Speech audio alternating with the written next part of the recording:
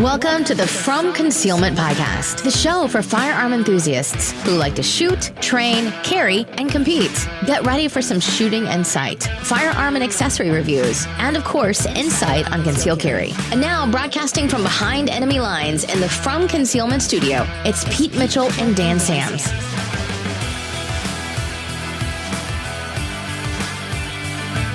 Hey, Freedom Nation, this is Pete Mitchell.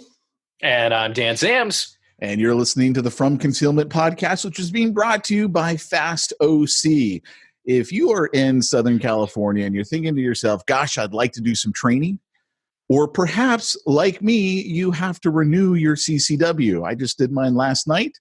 I went over to Fast OC, took their CCW renewal class. By the way, one of the unique things about Fast OC, which you can find them at fastoc.com, is here in California. Dan, I know you don't have to deal with this, but we have to get qualified on every pistol that we want to have on our CCW. So, and it's by serial number. So you can't be like, well, I'm good on a Glock 19. No, it's got to be that specific serial number Glock 19.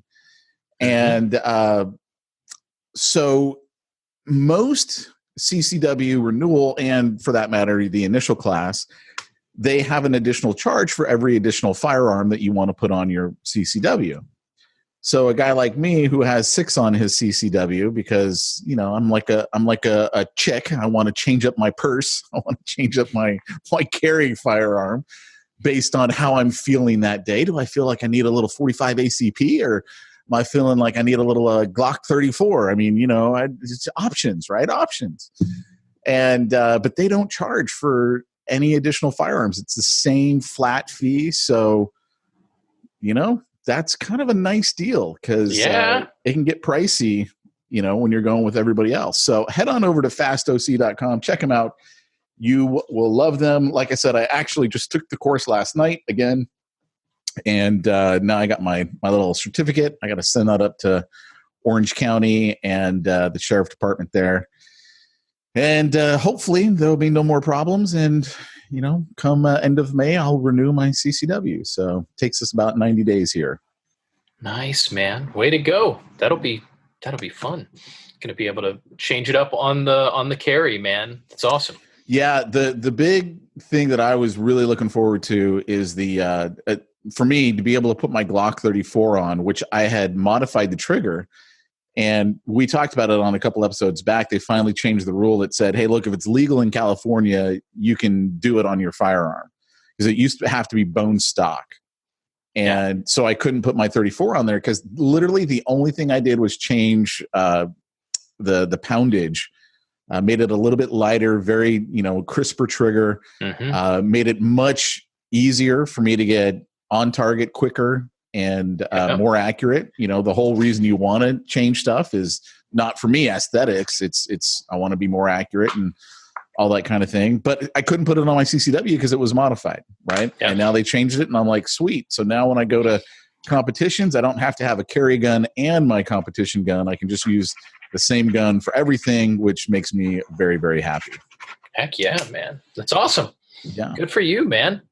Well, I had some fun times this weekend as well. I got to do some fun shooting. So I have a friend of mine. He is either an undercover ATF agent trying to nail me for something I'm not doing wrong, or he's going to be a really good friend. But dude came over, wanted to do some shooting. How do you know him? Because how do you start? I've got this guy, and he's either trying to nail me or.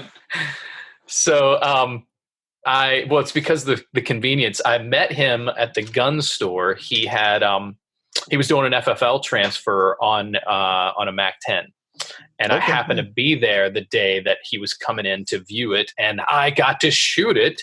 And so we met through that. I'm doing marketing for the gun store and blah, blah, blah, blah, blah. And it was really cool.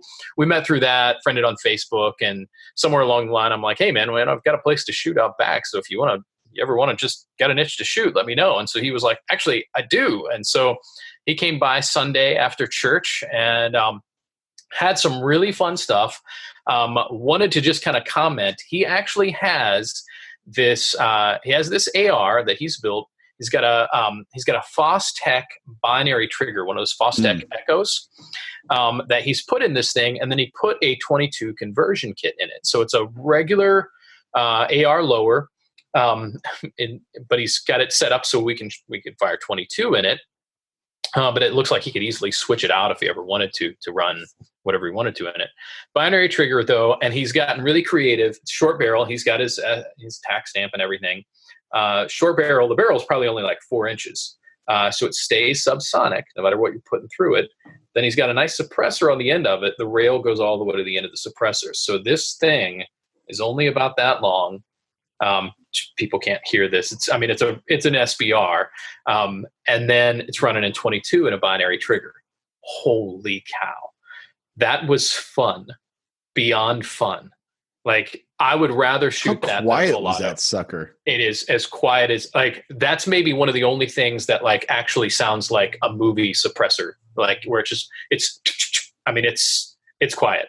No hearing protection needed. It just ticks its way along. And so my daughter's out shooting with me. We're just plinking all over the place, and mostly just mag dump for the heck of it, you know. And he looks at me, he's like, man, none of my guns are, I mean, he's got binaries on almost everything. He's like, none of my guns are sighted in. And I'm like, you kind of don't need to, but come by sometime, we'll get these sighted in right. But had a blast. So I am going to recommend this Fostech drop-in Echo trigger. I can actually say I've put several rounds. I don't know how many 100 rounds we dumped Sunday, but that trigger runs around. It's $479 off the Fostech website. Great trigger. And I noticed it actually seemed to run better in binary mode, even though it was cycling 22. It was running better in binary than it was in semi-automatic. And so just, man, for a drop-in trigger, and you're putting it in something, if you run it on 22, get that conversion kit that I think also Fostech runs, you can have fun all day long at the range. And, for crying out loud, like you put in 50 rounds in whatever amount of time, you're going to want that to be 22 when you're just having fun. But if you're ever in a scenario where you want to be able to rock back and forth with some 223 or 556, pretty easily convert back into it. Barely any jams. I mean, for maybe every 100 rounds or so, we'd have one that would stovepipe. But that's going to be my next build, man. I'm going to tell you right now. I think I'm going to put a Fostech into an AR lower. I think I'm going to go ahead and get, bite the bullet, get the tack stamp on a suppressor, run that thing with 22, and just have a ball. I mean, we were shooting. Somebody had an H&K with a binary trigger on it. It's of course chambered in 9, and that was fun. But man, nothing like a 22 where it's just quiet and like it's amazing. That's so awesome. Highly recommending it. It was good times, and just a good time at the range. Definitely highly recommending it. So yeah, I think that's going to be my next build, man. I'm going to get one of those drop-ins.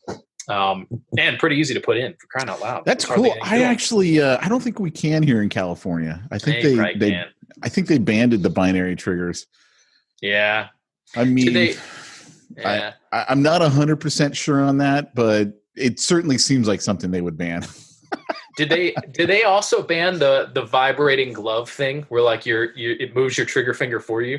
It's like I've never even heard of that. Yeah, I don't know that. It's got to be crappy because it's just one of those gimmicky things. Yeah, but I'm sorry, I'm pretty quick on the trigger. I don't know how a glove could make my finger quicker. I know.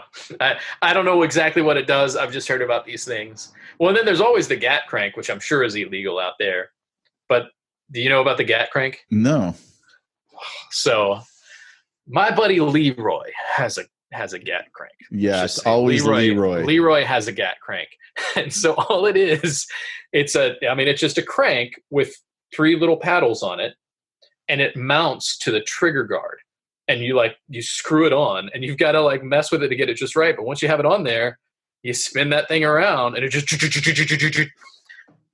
I'm just going to tell you, it works pretty well on an AK or an RPK that has a flat bottom on the trigger guard, because you've got a surface you can mount to and you can move it back and forth. They're dangerous because you'll be on you're cranking it. It's half got the trigger pulled. You want to put the gun into safety. You can't because it's in the process of pulling the trigger. And so as you're like reaching off, your hand's not on it. You're reaching up there to grab it. You bump that crank and bam, it goes off. It's not safe. But it's super fun. That sounds so cool. Yeah. See, anything really fun here in California, we either have to do illegally, which is like, you just don't want to be caught doing anything illegal with a firearm in California because you are toast. Pete, I think the word you're looking for is doing things constitutionally. That's true. But if you do things constitutionally in a communist republic, you're going to get in trouble. And so, you got to weigh that out. But those communists, man. California. In fact, here's what I found out last night in the CCW class. Here's how jacked up it is in California. If you shoot at a cop and miss him, it's a misdemeanor. If a cop shoots you, it could be a felony for him. So the point our instructor said last night is he goes, so if you shoot at a cop, make sure you miss. It's just a misdemeanor. Like, no big deal. This is like California is in shock because they changed the law that basically said nothing happens to you if you steal less than $900. So, you shoplift, it's basically no longer a crime. And they're shocked because crime is skyrocketing. Because everyone's like, yeah, but it's not illegal anymore. Well, it's illegal, but you can't do anything to me. I'm not going to go to jail. Nothing's going to happen. And so now they have like bands of people that are just like running into a store real quick. Everyone's taking their stuff as long as it's under $900 and running out. And there's nothing that can happen to them. This is hilarious. I mean, it's sad for store California, owners. Man. That's hilarious. Oh, my goodness. Welcome to my loser state.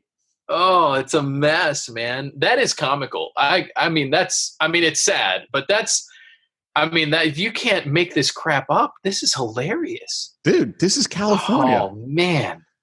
Let's take away the guns from the good guys. Oh, of course. Yeah. Well, now we're in a world where like you get away with crime and good guys get in more trouble.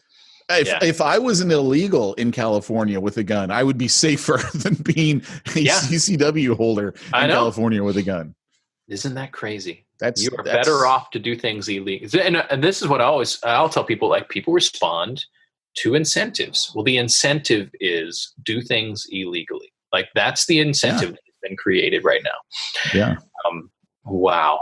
What a mess. So, hey, I know this isn't really the podcast for it, but we gotta bring this up, man. It's tinfoil hat time. Yeah, dude. Okay. Coronavirus. All right. Oh my gosh. My friend from high school has been stuck on that cruise ship and in quarantine. And so reading her Facebook posts have been just absolute comedy, right? Because the whole family's stuck in their room. They're like so grateful they upgraded so they could at least have a window because apparently their first rooms they didn't have a window. And man. And now they're disembarking today, finally. We're recording this on a Tuesday. And then they have to be quarantined for 14 days at, I don't know, some base in California because they live in California. And I commented on her Facebook post and I go, I would not consent to being quarantined because, first of all, we're not under martial law. Yeah. And they have no legal right to quarantine you. Yeah. Like, they might concoct one and the CDC might say they have one for public safety. But first of all, we're literally talking about a cold. Yeah. Like, you got the cold and we're going to quarantine you on a base for like, they are literally stripping away constitutionally protected rights, your God-given natural right to freedom. They're stripping it away in the guise of, more people might get a runny nose. And all I can say is this morning, I'm driving to the gym and I'm listening to the radio. I usually listen to, this will be funny to people. I usually listen to like techno music. That's my jam, baby, right there. Would not have suspected that. I know, right? I know. And so the DJ comes on and is like, hey, we have a new, because I listen to Sirius XM. They're like, we have a new channel that's all coronavirus 24 hours a day, 7 days a week. I kid you not, man. I was like the happiest man on earth. 121 on Sirius XM. If you listen to it, it's all coronavirus news. It's doctor after doctor. Like the guy I heard on the way home, I'm just like dying, right? He's like, we have done everyone a disservice.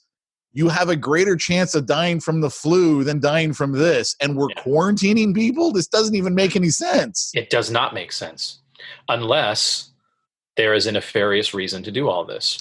I think part of the nefarious reason is getting the public used to this idea that they can just quarantine you. Yeah. Like you have to start seeding that stuff so you can come along later and do a massive.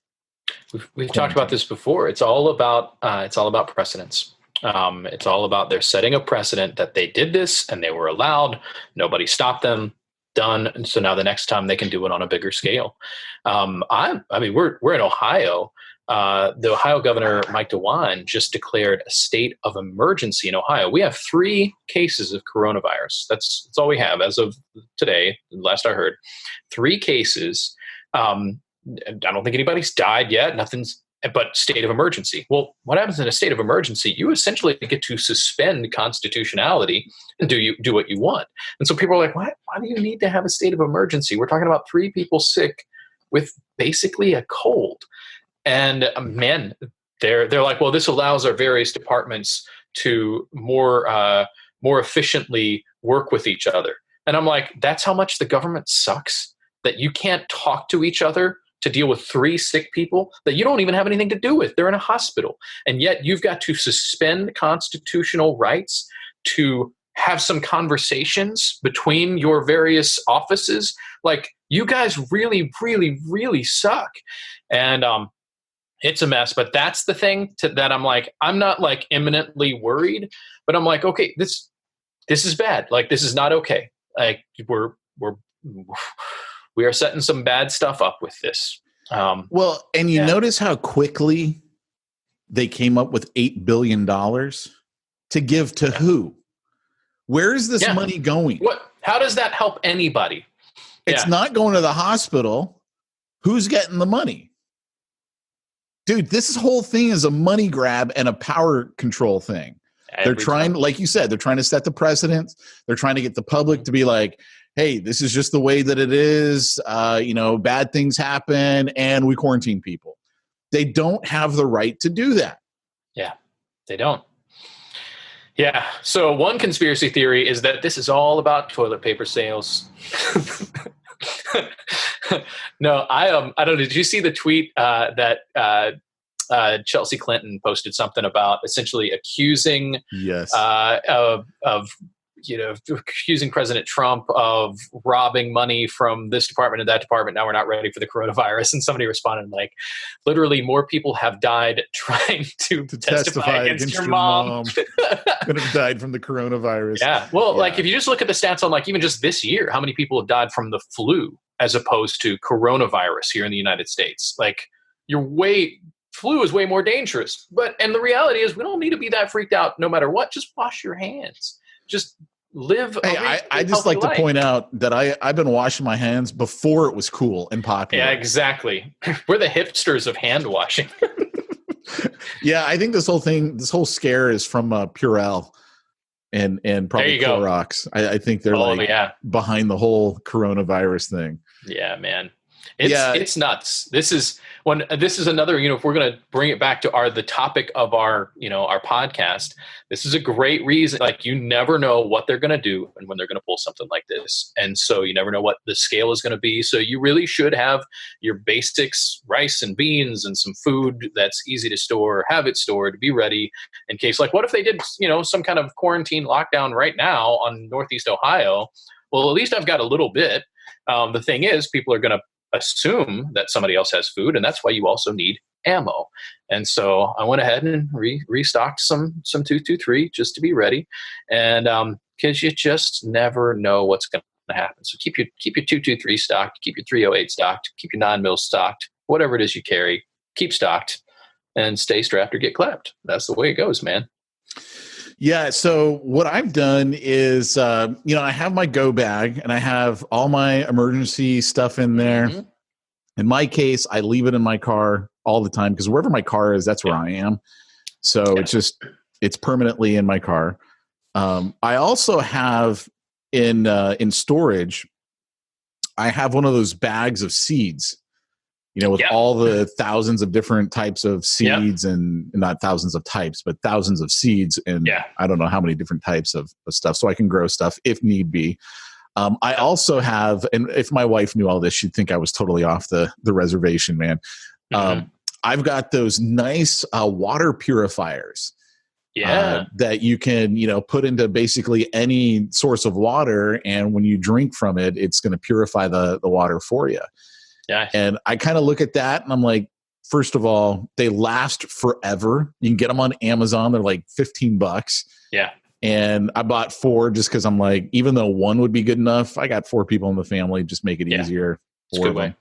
Yeah. And then for $15. Yeah. And if it breaks or whatever, then you got another one, you're good. But like the whole trying to stock up on water and toilet paper and people aren't stocking up on food. Like, are you serious? Like, I know.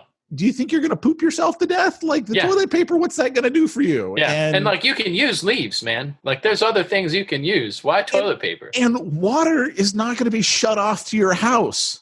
Yeah. Like okay, I get it. I live in Orange County. Our water tastes like crap. Okay, but it's still water. Yeah.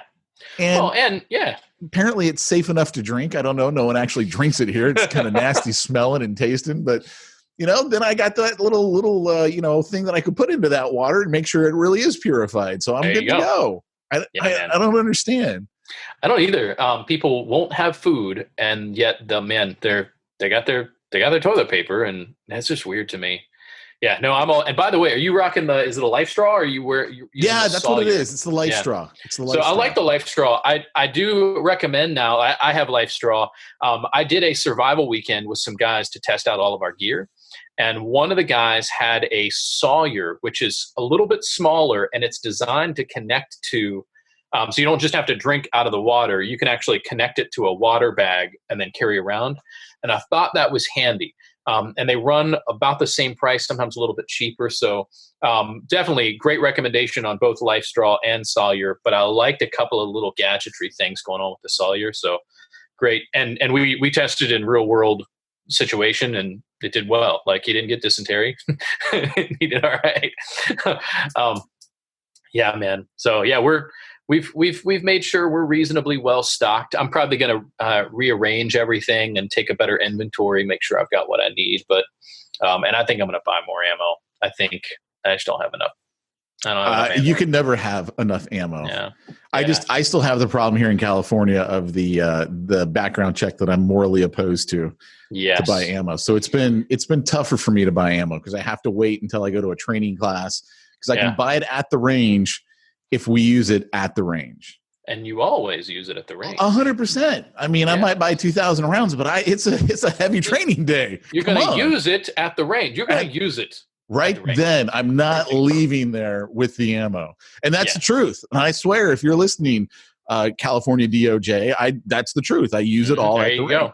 100%. So could one go to Arizona and buy some ammo there without the whole whatever and just drive home with it in the trunk? If you bring it back across the border, that's illegal because you've now imported it into California. What in the crap? Which is why you can't, you can no longer buy ammo on the internet and have it sent to your home. It has to now go to an FFL. And you got to have the background check from the FFL, and then they can give you the ammo. And of course, they're going to charge you the fee because they're not making money off your ammo, so they're going to make money. Yeah. So everything is so unconstitutional, so illegal. Our government in California is literally out of its freaking mind, and the people are just as bad because they're voting in these idiots. I know. They're voting in the tyranny, and they don't realize what they're doing to themselves. It's like, are you kidding me? But hey, back to the, Yeah, sorry, I pulled us off a little bit. No, actually, so one of the things that we were talking about last night in the CCW renewal class is Lance was saying that one of his everyday carries, and he highly recommends it, and I really liked where he was going with this, especially in a state like California, is mace, or pepper spray is the non-brand name. Yeah. And so like the one that he likes is, I think it's called Saber. And I've seen these. his reasoning for it, and he goes, look, I got hit with that twice in one day when he was doing training. They had to go through that. He goes, it was a level of pain I can't even describe. It was so painful. And he goes, here's the thing. You use that, you're not going to go to jail like you're going to go to jail if you use your firearm. Because that was like one of the things that everyone wanted to know about was, the legalities of using your firearm. And he goes, well, here's the thing you got to understand. In California, you're going to jail. That doesn't mean you're going to get prosecuted. It doesn't mean you're going to go to jail long term, but you are going to jail. Like, they are going to arrest you, because it's not the cop's job to figure out who's right, who's wrong, are you guilty or innocent. That's not their job. That's the prosecutor's job. Their job when they first show up on the scene, make the scene safe, then figure out what happened. Yeah. And so they're going to arrest you. You're going to go to jail. In fact, one of the top lawyers, firearms lawyer in California, and Lance was telling us about this, he's done hundreds of cases, firearm cases. In all of the cases in the last, I don't know, I think it was 11 years, he's only had one where the guy wasn't immediately arrested. Yikes. He got arrested later. Man. And the only reason why he didn't get arrested, it was so obvious. It was in his home. He was protecting himself in his home. And the cops are like, look, we're not going to arrest you now, but you probably will get arrested, just so you know it's going to come. So the point of using mace, if you're in a situation where you're up against somebody who doesn't have a firearm, right? That could be a really great deterrent, because, again, the second you pull your gun in California, now it's brandishing. The second you point it at someone, now it's assault with a firearm. Man. So that's without even pulling the trigger. So, basically look for any situation you can to get away, or any way to get out of the situation. If you're like, hey, you know what? I see he's robbing this gal over here. She should have been carrying a gun. First of all, most of the time people just want the stuff. They don't, they want the money. They want the crap that they're stealing. They don't want to shoot you. I think it's something like 98, 99% of the time firearm crimes are done. They have no intention of shooting anybody. So all of a sudden you pull out a gun. Now you've just changed the whole game. Now they have to shoot. So realistically, let people steal the stuff. It's not worth it. Even this whole $900 crap. In California, it's not legal to protect your property with your firearm. Yeah. I know, right? This is California. I know. If someone wants to steal your crap, you cannot take out your gun and stop them. You can't. You're going to go to jail. And in California, you're going to lose. This is California. Yeah. So you can see why I really want out of this freaking state. It's just crazy. And my wife won't move. Yeah. Well, and the Constitution of the United States government is not protecting you. Supposed to, but it's not. Yeah. Yeah. It's all right. We don't care if your kid's talking in the background. We get it. I had one come in and it's like, I'm hungry. So I'm like, you got to get ready for the grid down scenario, kid. Go get some ammo for daddy. Go get some ammo and some rations. No. Which, have you guys seen the video of the kids in Russia who are they're breaking down AKs and putting them back together? And it's awesome. Talking about 4 or 5 year olds, like faster, way faster than I could do it. And I'm like, man, my kids are behind on their training. So, yeah. I love it. You gotta introduce everyone to your kid, man. You can't just just do that. Yeah, this is Jaina here, and she's normally, I record on Mondays when she's at school, and so my youngest one is here today, and she's like, "I'm hungry," and then like Pete, you could see like her little hand tapping on the shoulder. So she'll be all right for another couple of minutes while we're finishing up. You're like, no, Daddy, I really need some food now. Yeah, that's right. I'm like, well, go kill a squirrel. This is America. I love it. So, no, man. Anything else we should cover, man? I think in our traditional, usual fashion, we're all over the place. We are. That's okay, because I kind of like our little touching on all these different crazy topics. Fun. So, moral of the story: stay stocked, stay strapped. Get yourself a Fostech binary trigger. Wash your hands. Yeah, it's good stuff. All right, guys, go ahead and give Lake Erie their plug. Yeah, so Lake Erie Arms, as always, we're recommending them for everything from your FFL transfers. They are a Class 3 dealer to, your AR builds to even your old-fashioned guns if you want to go that direction.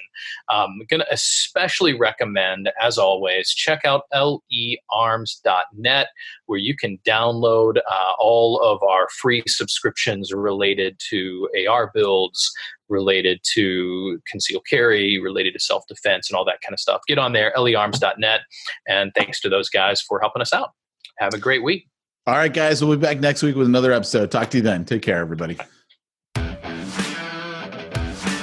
You've been listening to the From Concealment podcast with Pete Mitchell and Dan Sams. Be sure to tune in next week for more gun talk. Also, check out the From Concealment website for more shooting-related goodness at FromConcealment.com.